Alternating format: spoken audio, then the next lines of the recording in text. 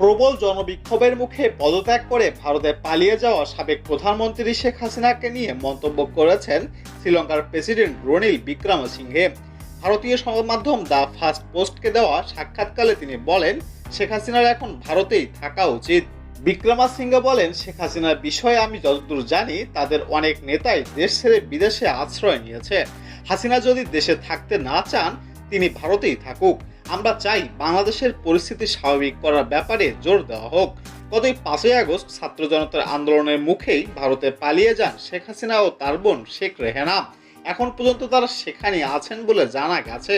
দেশের বিভিন্ন মহল থেকে দাবি উঠেছে শেখ হাসিনাকে ফিরিয়ে আনার, তবে সরকারিভাবে এখনো কোনো সিদ্ধান্ত হয়নি। তবে অন্তর্বর্তীকালীন সরকার ডক্টর মোহাম্মদ ইউনূস অনেক সময় দাবি করে বলেছেন শেখ হাসিনাকে দেশে ফিরিয়ে আনা হবে এবং তার সরকারের বিভিন্ন উপদেষ্টারাও বলেছেন শেখ হাসিনাকে দেশে ফিরিয়ে এনে তার বিচার করা হবে।